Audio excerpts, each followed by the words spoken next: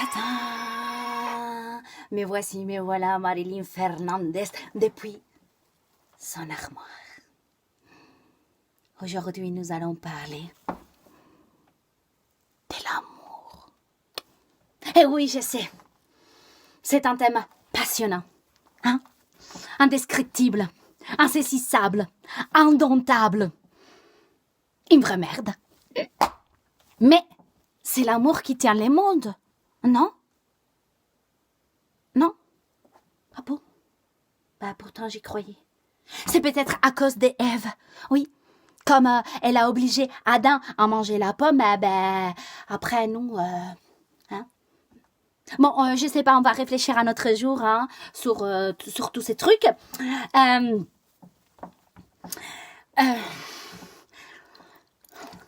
Mon artiste est amoureuse.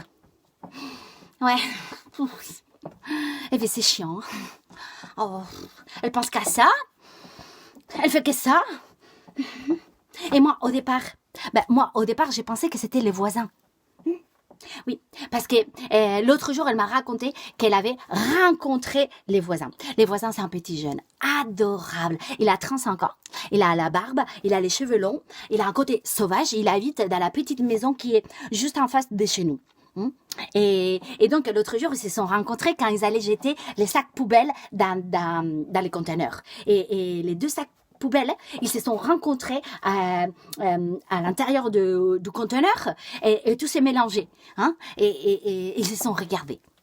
Et donc, je me suis dit, elle est amoureuse du voisin, hein, parce que tout était là. Les sacs poubelles, la rencontre, les regards, les côtés sauvages, 35 ans, parfait. Eh ben non. Non, ce n'est pas les voisins. Mais c'est qui? C'est Francisco. Oui. Mais c'est aussi Carlos. Les protagonistes de la série que mon artiste regarde en boucle. Las chicas del cable. Les filles du câble. Donc, je vous raconte la série, hein, en 2 minutes.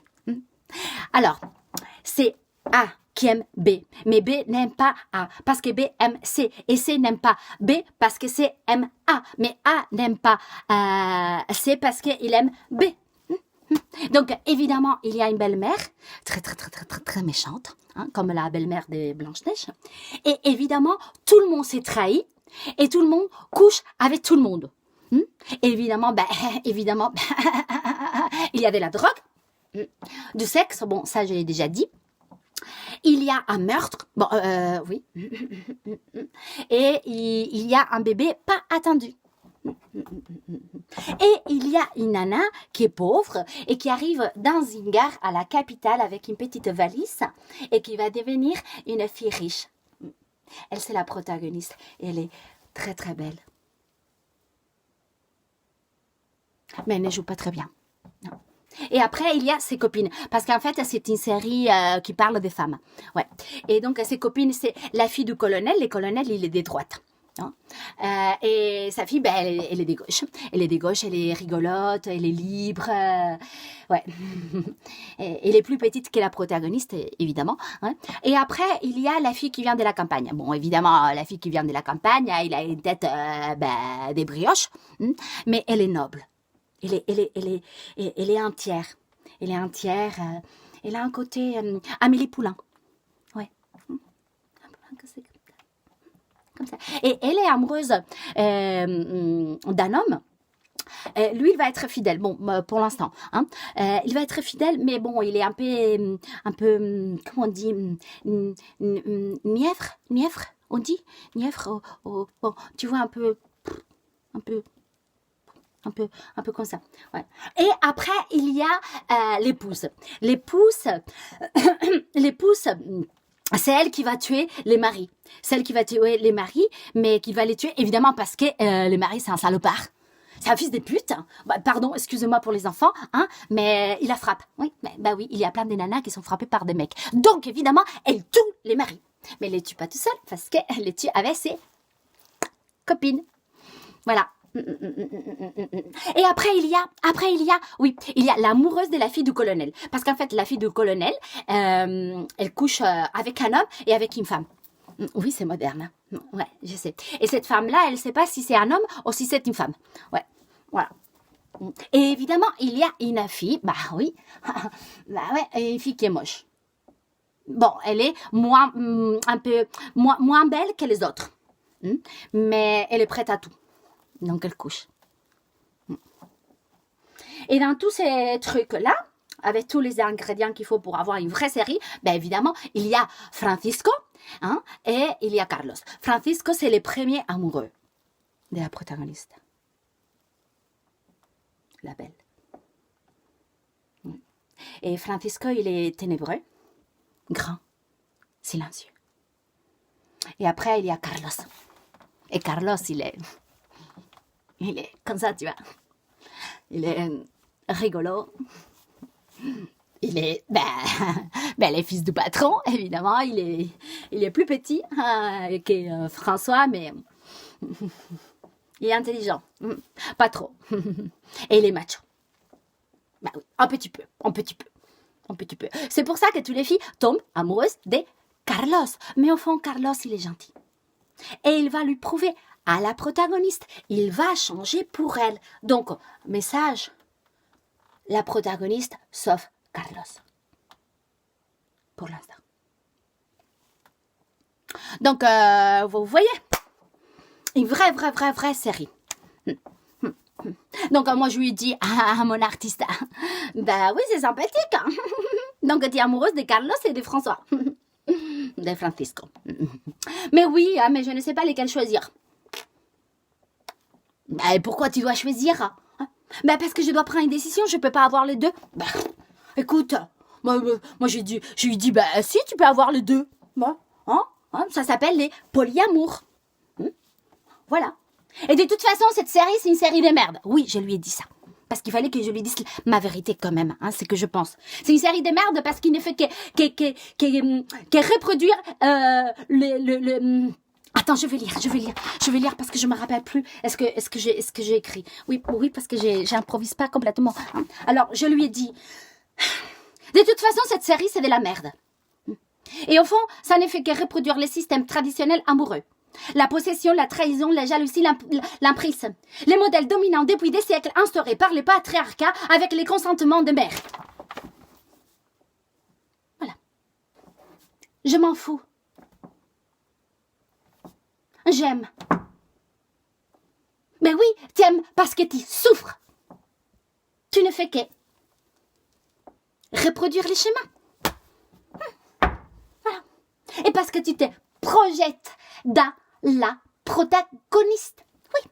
Parce qu'elle aussi, un jour, elle était arrivée à la gare de Paris-Nord avec une petite valise et ça en dessous, elle est tombée amoureuse d'un type Carlos. Sauf que Carlos, il est tombé amoureux d'une blonde, à l'époque je n'existais pas, qui était plus rentable qu'elle.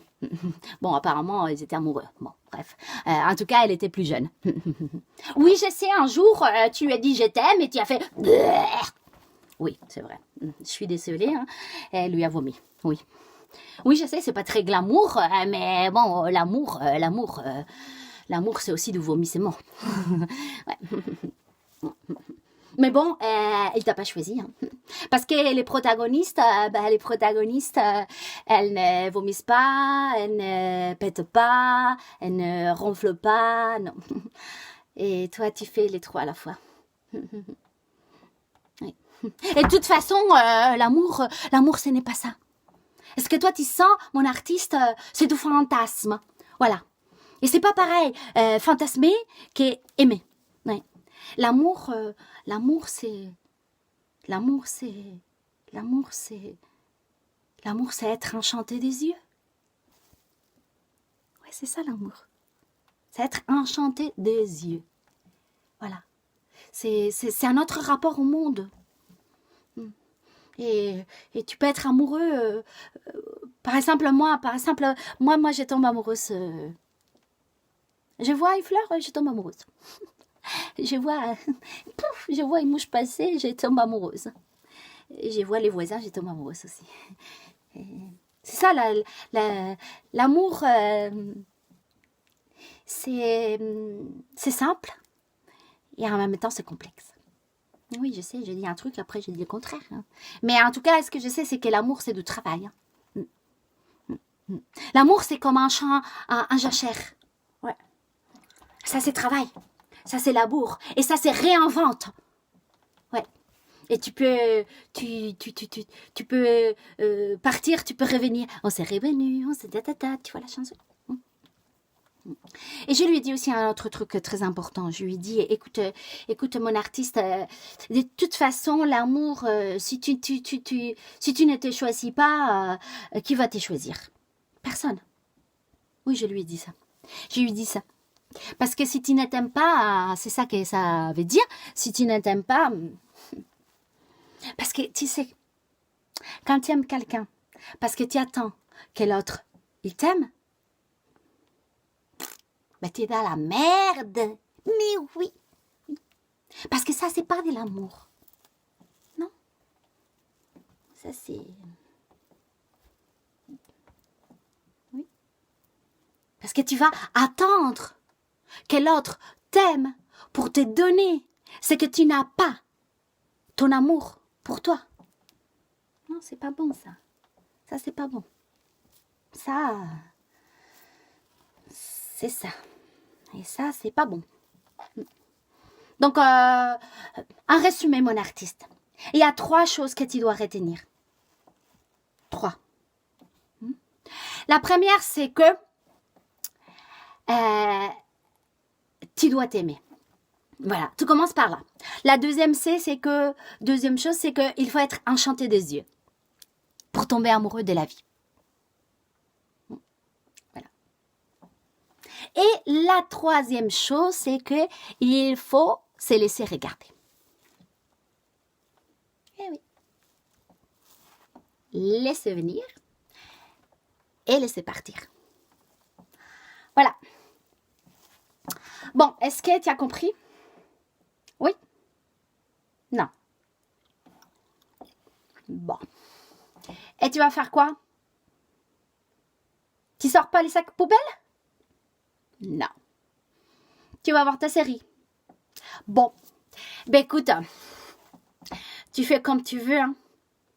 De toute façon, dans cette histoire, au fond, on fait comme on peut. Mais, comme il dit mon maître des sagesses, maître Jogité,